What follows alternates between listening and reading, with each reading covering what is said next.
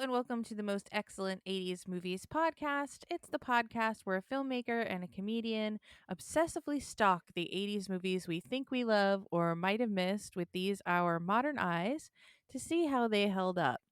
And today we're talking about Fatal Attraction, a movie selection from 1987. Letterboxd says, a look that led to an evening, a mistake he'll regret for the rest of his life. A married man's one night stand comes back to haunt him when his lover begins to stalk him and his family.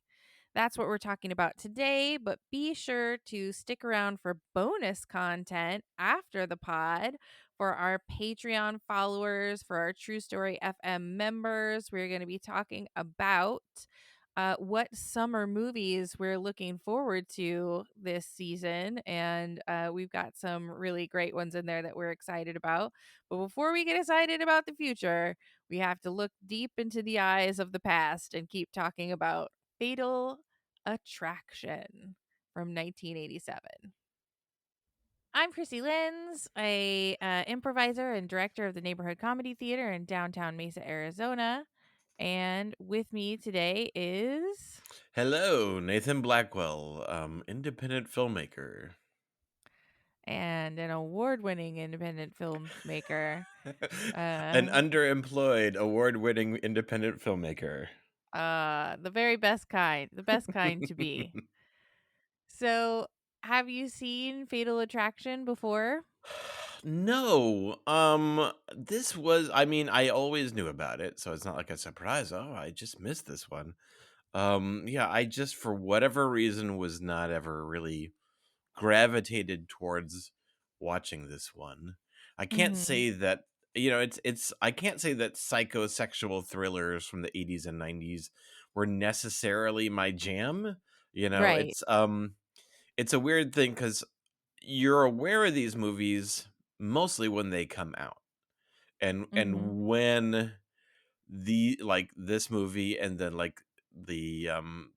also like the sexual thrillers of the 90s, during all that period I was still quite young, and so at that point I had to basically see them with my parents or my mom in the household, and that and and Mm-hmm. and then for whatever reason I just never went back and saw a lot of these films, like, so I'm Right. I'm lumping in like Indecent Proposal and Basic Instinct and Body Heat and stuff like that. Yes, I agree. I also have not seen the majority of those types of, basic instinct type Mm-hmm. movies, but I have seen Fatal Attraction like just once a while back because I just needed to know what everyone was talking about with the bunny. Yeah, there's a couple of like big marquee movies like this that you kind of have to feel that you to see to kind of be part of the of society. Right. I think for me, I ended up seeing. It's not that it's compulsory to just see one and then you feel like you've done it. You've done it. I have seen Basic Instinct, um, for whenever that happened. Um, yeah, Well, then we've got it covered because I've seen Fatal Attraction and you've seen there Basic we Instinct. go. So we are experts. Thank you for joining us. Yes. And now to talk about Fatal Attraction. So we Mhm. start with um just a nice family hanging around doing 80s family things, getting ready to Yeah, go to the it's most super crowded domestic. party. It's Yeah. very yeah. It's very much like a very naturalistic approach that we're kind of meeting these characters. Mhm. They get dressed up and go to a sushi party for the release of a samurai self-help book Ugh. in the most crowded party scene I've ever seen, which is Mhm. very uncomfortable to watch with 2023 eyes when you're just like, that's too many people. Get them out of here. But at this party, Michael Douglas has a chance encounter with Glenn Close. Yeah. And so at this point we're already like 5 to 7 minutes into the movie. Yep. That first scene sets the stage for kind of like, it's like a very basic but realistic, like, everyone is kind of like if it was modern day, it was like the kid would be on the iPad and the dad is sitting right next to them, also, like, on his phone or his laptop, and Mhm. just, like, everyone is it's not like they're like, "Oh, we love each other," but it's very, like, they're in their groove. It's very real, like, they all seem happy, Yep. but at the party, it's obviously that he has a wandering eye. Mhm. And so it's Yeah. not like when he spots Glenn Close there, it's not like she takes surprise of him. Like he's looking to talk to her. Mhm. And you don't cast Michael Douglas if you don't want a little bit of a sleaze factor. Uh huh. Yeah. Let's be honest. Like he is really good at playing these characters with flaws that is Yeah. ultimately their big. Like even if he himself wants to be more of a hero or more proactive, ultimately, like, it is his own flaws that it is his greatest enemy, you know? Right. And the family goes out of town for the weekend up to grandma's where they're going to look at a house for sale cuz the wife wants to move to the Mhm. country. Well, And let's not skip over that they were full on kind of like, eye banging each other, and then they got into a talk, and it was kind of like laying the groundwork, and then she says, "Oh, is that your wife over there?" So he kinda gets she knows what the deal is, mhm. you know, but they were already kind of, like, brushing up against the side of an affair. Very briefly, but they And go their very separate quickly ways. Yeah. they do So cuz the wife so wants to we get leave the this. yeah, we get the sense that they're totally up for it, and he gets deflated by her when she mentions his wife. Mhm. But they find an opportunity too sweet because the reason he has to stay in town is to go to this meeting where she is of course a part of it. And then Mhm. it's raining outside, so they can't go anywhere in the rain. They have to stop and have drinks together. That's right. So the chance encounter that they meet again, you know, yeah, he works for, like, a publishing company, and she's, like, right there in the meeting, and he's like, Mhm. "Aha." And then while they're having drinks, they have this conversation where she goes, "You must be very discreet. Are you discreet?" "I Mhm. am." "Me too." Yeah, she is very like, we can't talk about this movie without talking about, like, politics of the '80s, Right. which is women finally getting a chance to get what they want and to say what they want. Mhm. And in many ways, men being promised to have the world, and in this case, it's like I feel like I should have more than what I get to have, you Right. know? Like I'm supposed to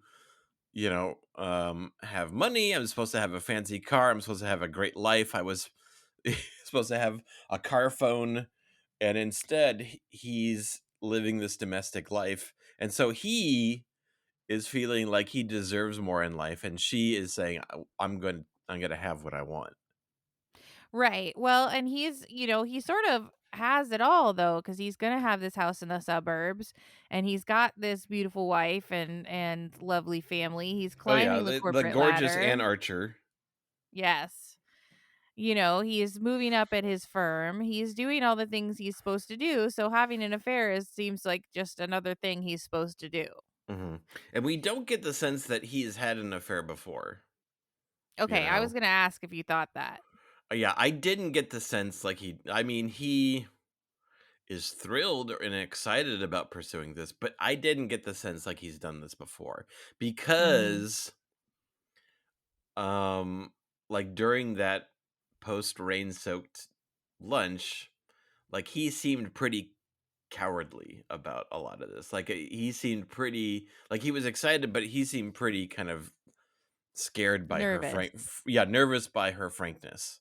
So it wasn't Yeah. like it wasn't like he had any moves about, like, trying to impress her. Right. No, it seemed like he was trying to impress her and then was like almost about to back down and then was just like, let's get the check. Yeah, there was still I felt the thrill of a first time experience. Yeah, I agree. So they go to Pound Town in Yeah, what so is she's away for the weekend, so he has this kind of blank check to kind of do to have this experience, you know? yes, and they're the grossest part of it is that they're doing it like on the sink and there's dirty Mhm. dishes in there. There's dirty dishes in there. Come on.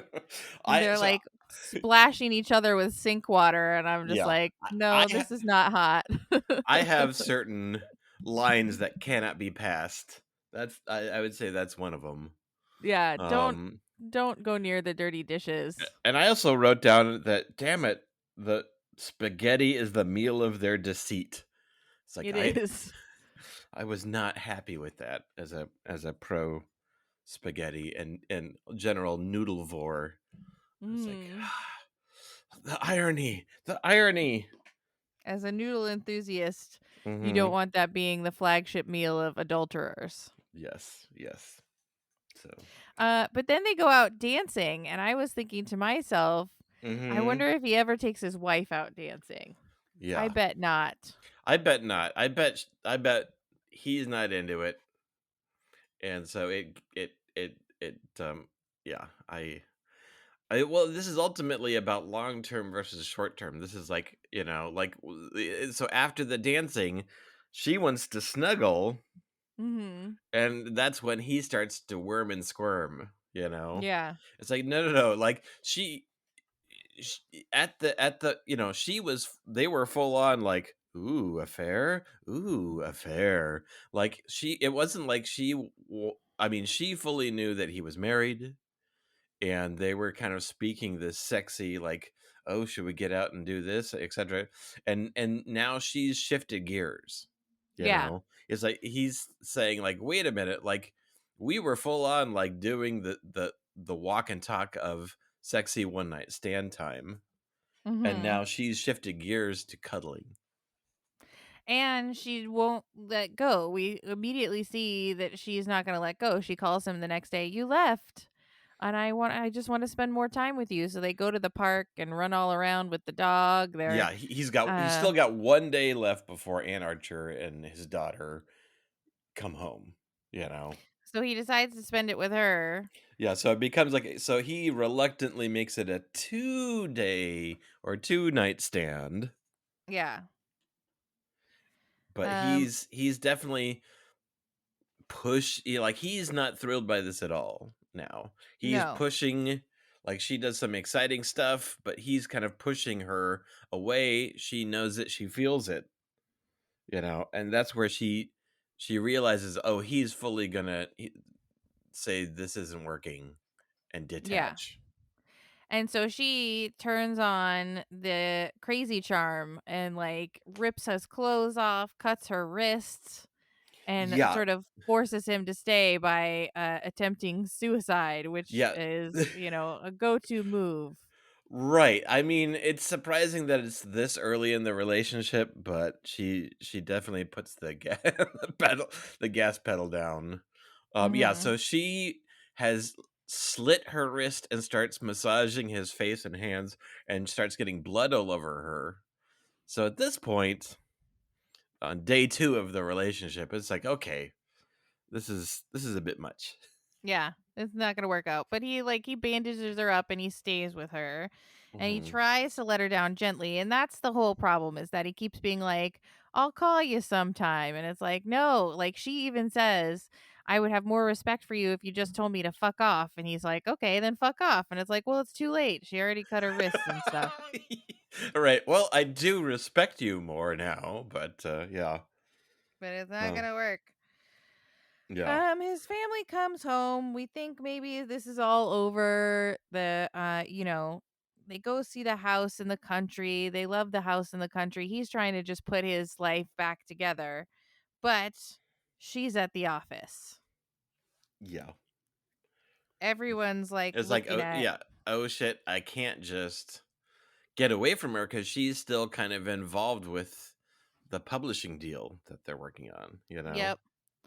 So she shows up, shoulder pads for days, and she's like, I just want to tell you I'm okay and I appreciate you and let's go see Madame Butterfly. And when he says no, that's when she freaks out Mhm. again. She freaks out again. So we get this really neat scene that's kind of, it's got to be like a famous scene for this movie where she's sitting in the dark, turning on and off her lamp, just like looking like a completely demolished person, and he's like bowling and having a great time with his wife and his best friends. Mhm. Yeah. I mean, And we bowling's go back fun. and forth. Bowling, lights off, lights on. Bowling, lights off, lights on. It's like you get the sense that he has destroyed her. Mhm. She starts calling, she won't stop calling. He's trying to spend time with his wife and his friends and do all the things he used to do, but she won't stop calling. She hangs up every time the wife answers, and finally she gets a hold of him at 2 a.m. and tells him to meet up.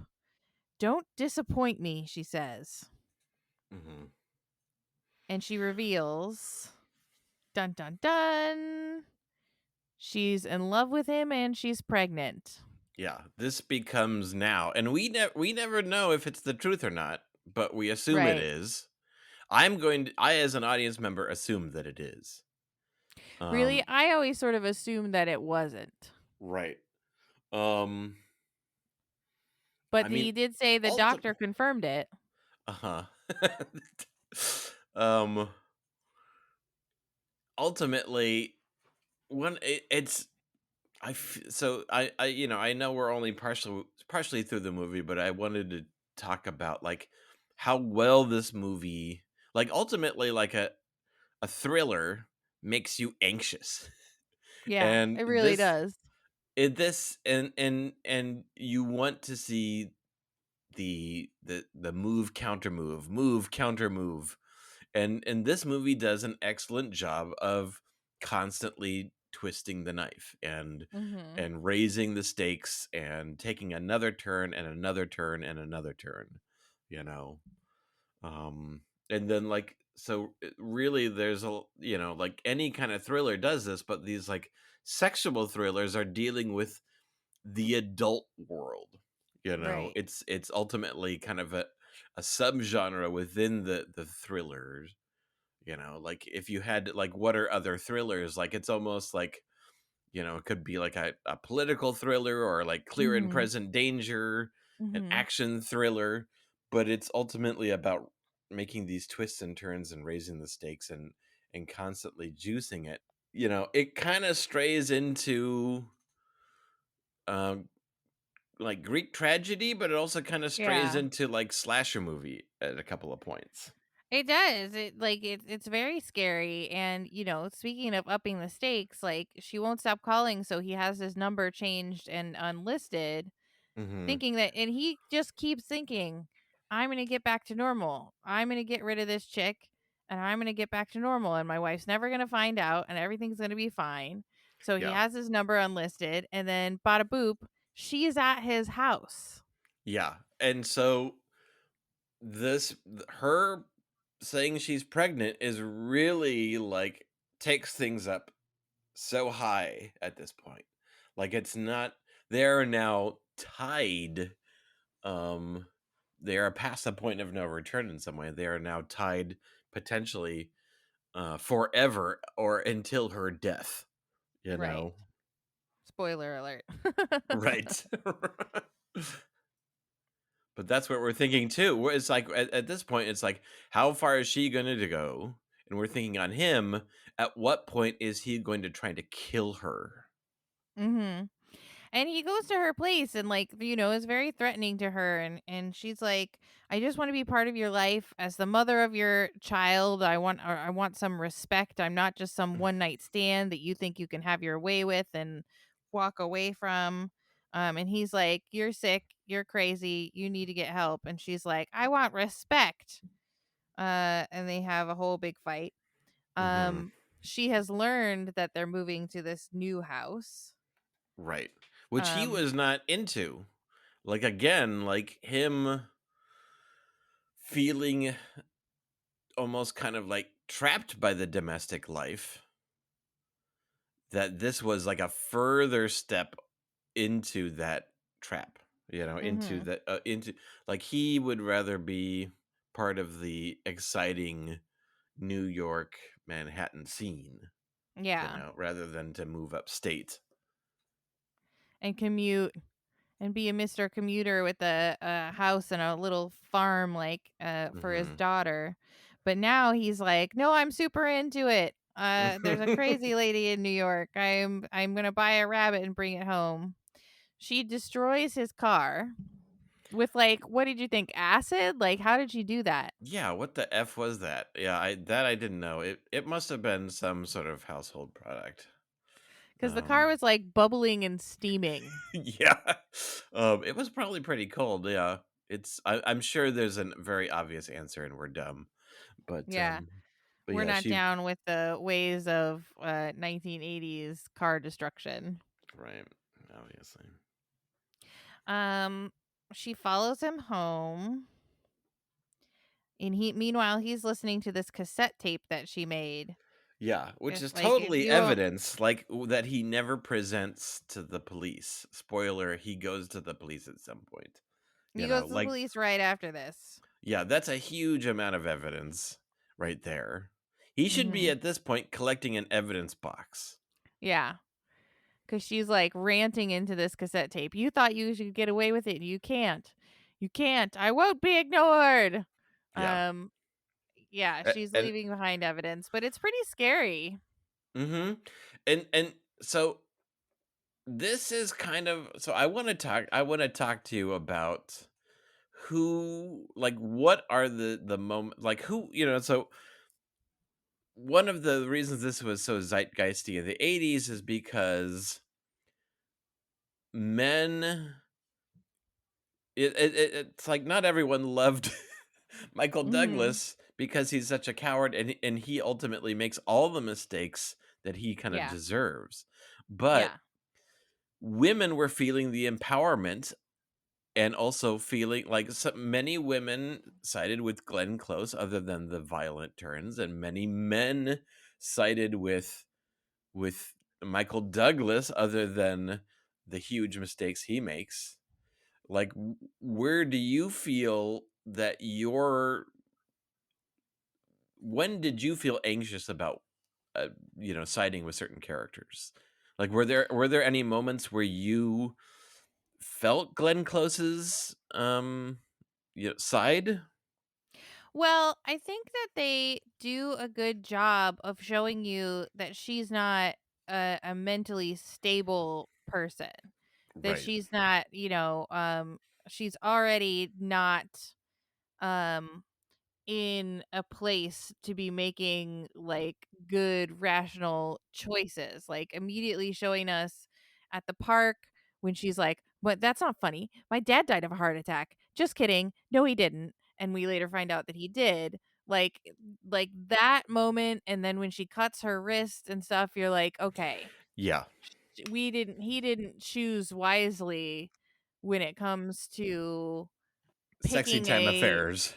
Yeah, exactly. No, no He string. It was, he was looking for no strings attached. He found lots of strings attached. so many strings, which is like if you don't really know someone, that's the risk, right? So Yeah. I definitely was on Glenn Close's side of being like, you thought that you could just have this one night stand, but I have feelings for you and I won't just be thrown away. Hmm. Um but in the end, I'm really the only person whose side it makes sense to be on is the wife's side. Yes, the wife's side and the baby girl. Yeah. Um, yeah, yeah. I definitely felt like it. It's weird. Like the further you got away from Glenn Close's most extreme actions, like slitting her wrists, in like once you got a half hour away from that, you did start to feel a little more of her point of view. But then Right. once she really steps over the line, um like with some of her actions, and at the point that she when they move out to the country and she then kidnaps their daughter when she takes her from, just takes her on a roller coaster ride.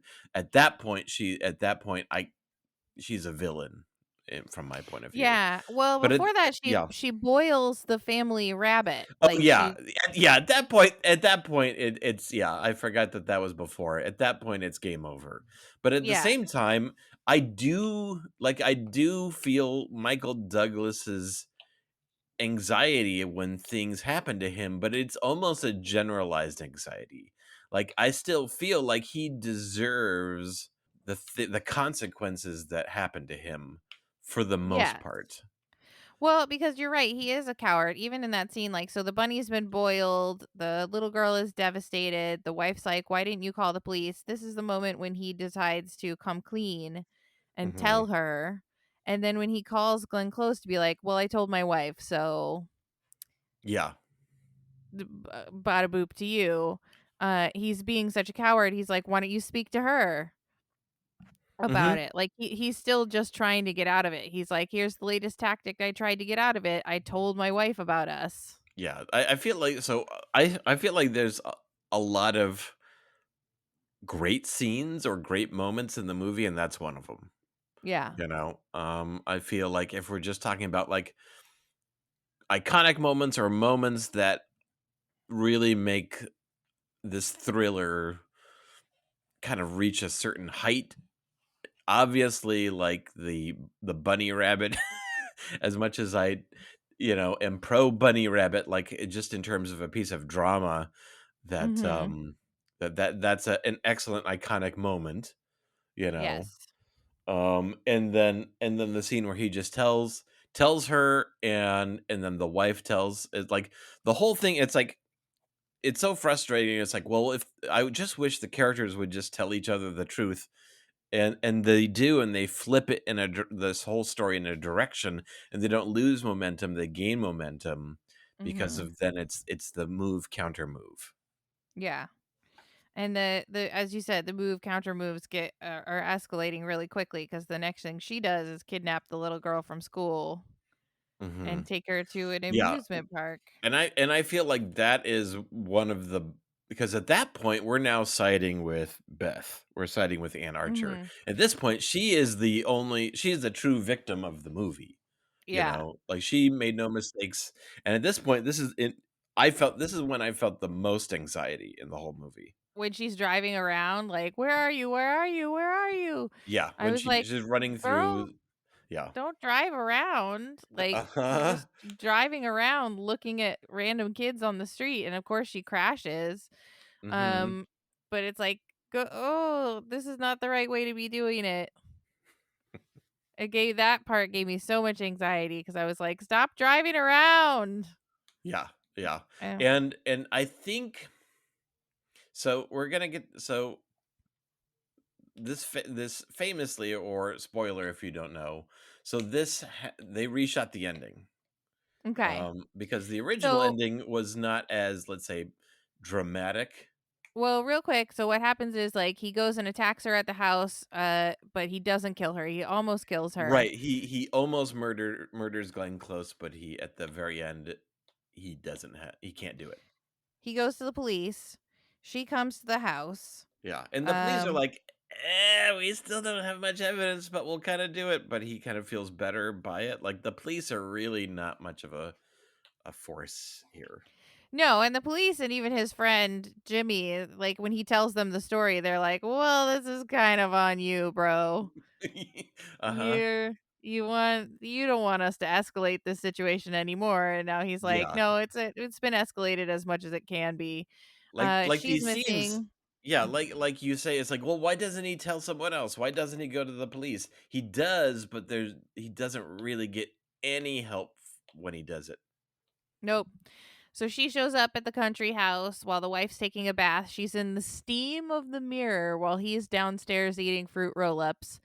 Yeah, And she's attacking the wife, attacking the wife. Um the wife gets the upper hand and escapes. He drowns her in the bathtub. She pops up for one last final villain scare and the wife shoots her in the chest. yeah. So the point that the reshoot starts is when she's drawing the bath. So the whole last couple of scenes is all reshoot. Okay. I Um didn't know that. yeah. So what happened before was that Glenn Close killed herself and framed Michael Douglas. And so he gets arrested, Oh. but then Beth finds something that exonerates him, or will potentially exonerate him, you know? Right, So, because they spend a lot of time showing you that he touched the knife, he touched the knife, he touched the knife, yeah. and he left the knife behind. So that Yeah. makes sense to me. So when they tested the movie, it just like everything was working, but the ending just felt flat for the test audiences. Mhm. And so what they ended up coming up with was a very poppy and it's like, oh well, yeah, she just shoots him. Like suddenly, like a gun materializes in the story. Yeah. Um, but I think they were capitalizing on the energy of the Ann Archer phone scene in the Mhm. Ann Archer looking for her kid scene, like when we Mhm. felt the most anxiety about someone who didn't deserve it. And Right. and so Michael Douglas can still fail to kill her, but we're not going to feel that, yeah, unless Ann Archer does it. Right. And unless she's like legit gonna kill this poor innocent woman who's been through so much. hmm But yeah, it got criticism, including from like Glenn Close was very reluctant to shoot this new ending. Yeah. Um, Well, but I yeah, think in the big picture the other ending makes the most sense, right? yeah, it's just it's the I feel like it's the question of what is the most controlling factor? Is it the characters, which makes sense, or is it ultimately the genre? Is it Right. is it a Greek tragedy or is it more of a adult drama? Well, and I think that the miniseries that's out now on I think Showtime with Mhm. Joshua Jackson does follow that storyline more faithfully because it starts out with him getting paroled for having killed Alex Forrest. Mhm. Yeah, And that's he's like, interesting. Yeah, it looks like it almost so it looks like it's flashing back and revealing things right. about what happened with maybe the idea of the original ending I think happened. so. Yeah. I've seen a few episodes of it, but I haven't seen the whole thing. Mhm. I started to watch it and wanted to watch this first. Yeah, I guess the only part, where it could possibly go wrong is if they make Joshua Jackson, who plays the Michael Douglas character, more of a victim rather than kind of an architect of his And own totally sleaze. consequences. Yeah. Yeah, because ultimately the movie is about consequences about from your actions, you know? Like if But my we never learn what the consequences are. Like the movie just ends on a photo of him exactly. and his family. Uh-huh. Well, yeah, there's not much of a resolution, you know? There's not Right. much of a synthesis of how these things turned out. I yeah, it's in my mind like the happy family will never be happy again. Right. And whether or not they stay together, like they're both murderers now. Exactly. Like at this point, the family has been destroyed, and I mean, it's any kind. It is ultimately like any of these like thrillers or tragedies or whatever like that. They have it's an extreme version of a cautionary tale.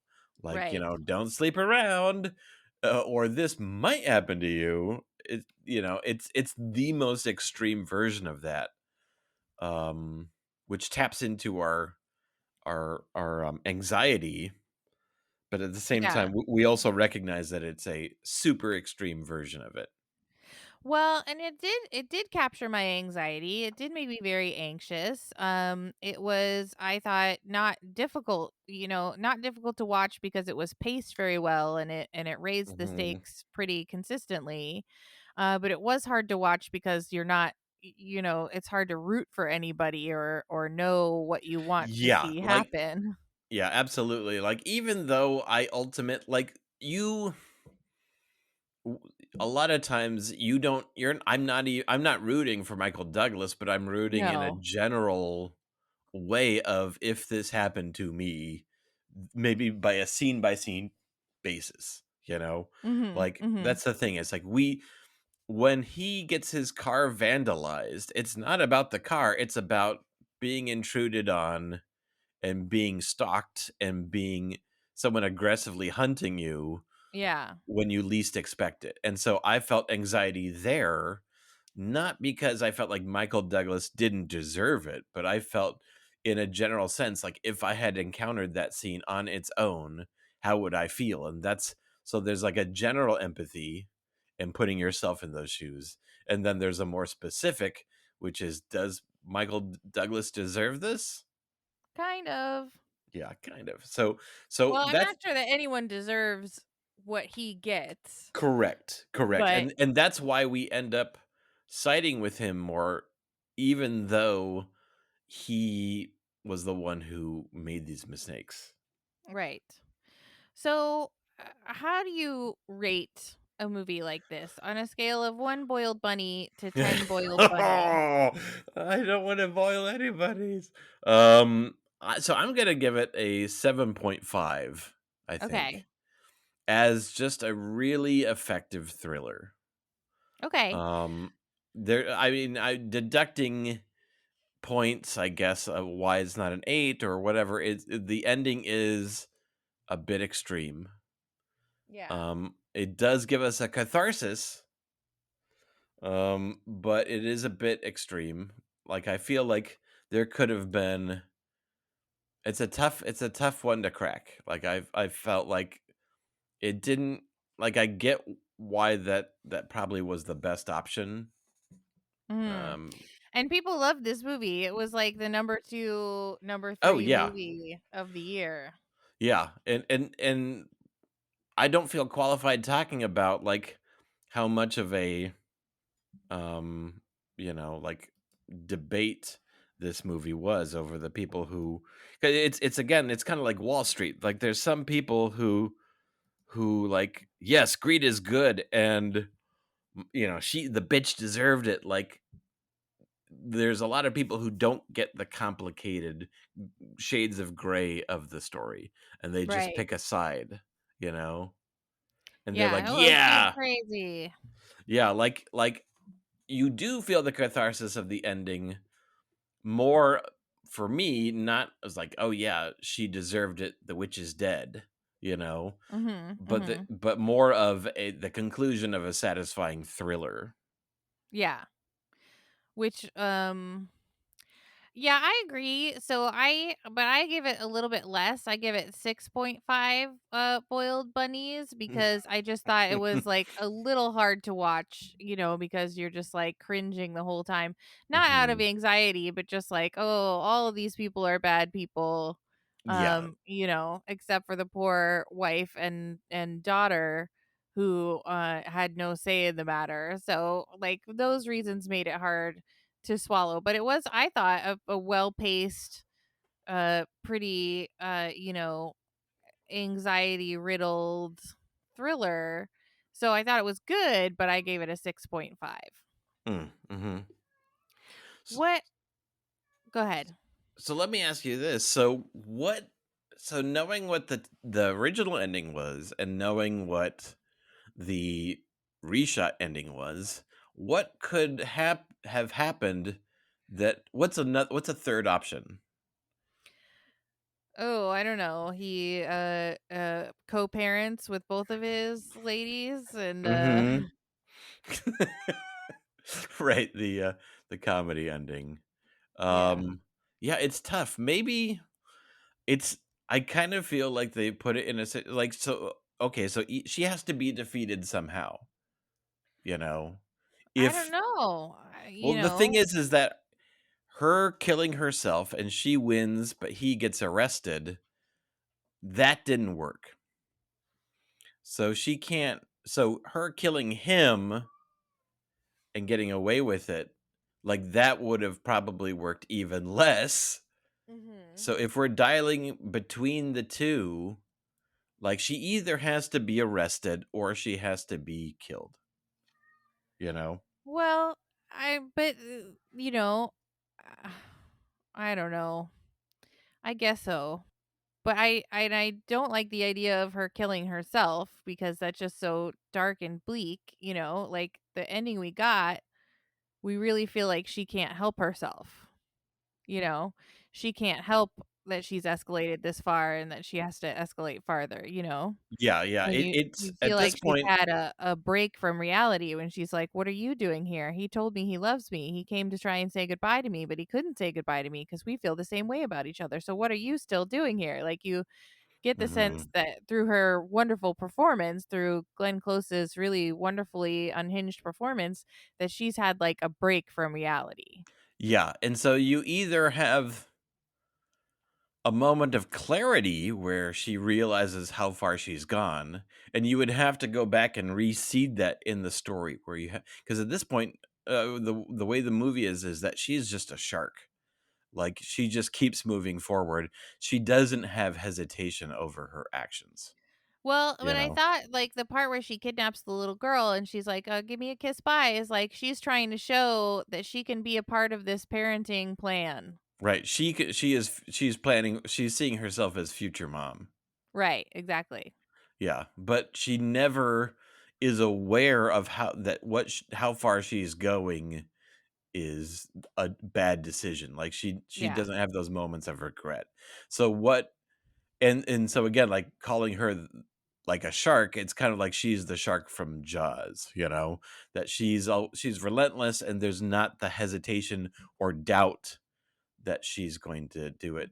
And I feel like if we gave her moments of doubt and or hesitation or thinking about it, then it probably would have taken out like, it could have left us with an ending where she backed down, but I feel like it also would have taken a lot of energy out of the story, Yeah, you I know? agree. It was building to a point where the ending that they chose does make sense because we needed something to happen.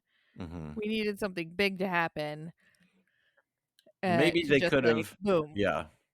Maybe they could have had foreshadowing with this gun where Michael Douglas, like a half hour or 45 minutes earlier, is, like, thinking about what he's supposed to do, looks at and we see him in the drawer look and discover not discover, but to look at the gun, you Mhm. know, and at least give us a bit of a foreshadow that a gun exists in the story because it literally just manifests itself. Um, He opens a drawer and sees it, when he's on the phone with the police. He opens a drawer and sees it. mhm, yeah, and And when you're he just like, decides it's "Oh, too far, yeah, yeah, this is bad parenting to just have a loose gun in a junk drawer in your '80s house." right, exactly. Um, yeah, So, but maybe not. what about a deep cut recommendation? What were you thinking about when you were watching Fatal Attraction? So I would say if you are into these kind of thrillers, if you want to dive deeper into this kind of stuff and discussions about this kind of these kind of like sexual thrillers, um I would say a great podcast is You Must Remember This by Oh, Karina I love that. Longworth. Yeah.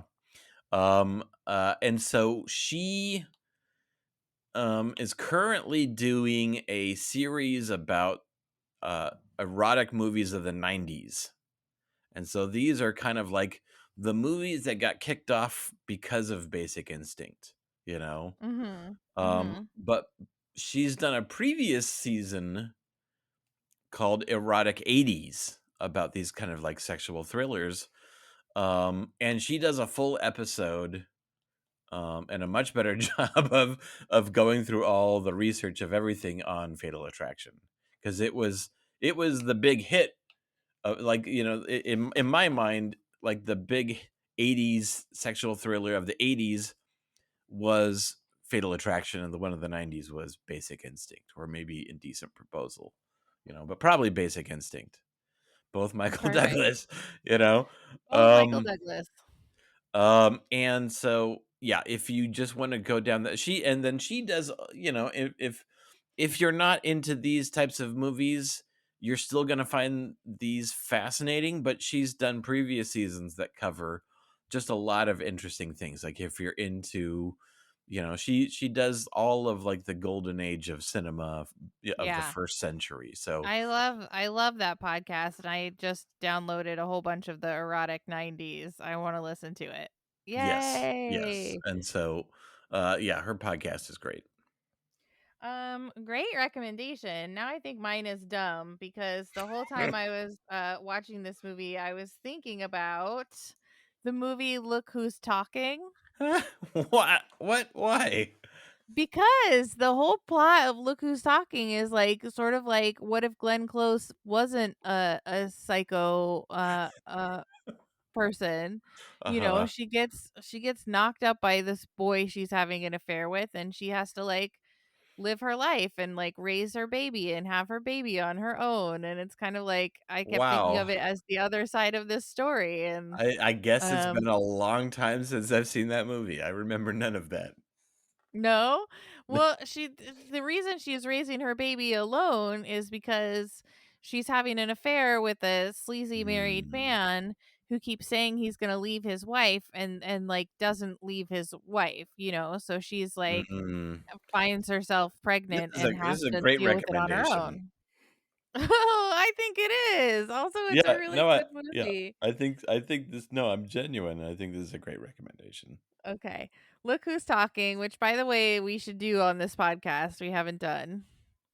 Mhm. It's a very silly movie, but I was just Sure. like, well, if there's the other ending for Glenn Close is that she has a Look Who's Talking and she ends up with John Travolta. Mhm. She Okay, just so I decides to raise the baby on her own. that's great. That's great. Double feature. I'm telling you, double feature. Fatal Attraction and Look Who's Talking. Yes. Okay. Well, so where can people find you to support your filmmaking?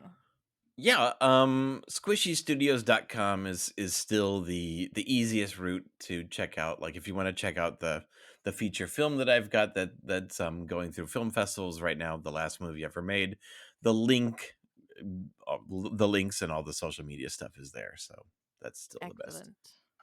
And you can find me at the Neighborhood Comedy Theater, The Place in downtown Mesa, Arizona, and on the social medias at mostexcellentpod.com or not dot .com, at mostexcellentpod. You can find out more about us on truestoryfm.com and listen to my other podcasts, Skank That Drank, a supernatural drinking game podcast, and the Cool Time Dice Hour, all on True Story FM. Thank you so much for listening. Thank you for sticking around to the end. If you are all the way here and you want to hang out with Nathan and Krissy more, consider becoming a supporting member of the pod. And you get all kinds of bonus content, which is a fun hangout with Nathan and Krissy after the pod. You're the best. We love you and appreciate you. And when you're out there in the world, please keep the most excellent 80s movies podcast motto in mind.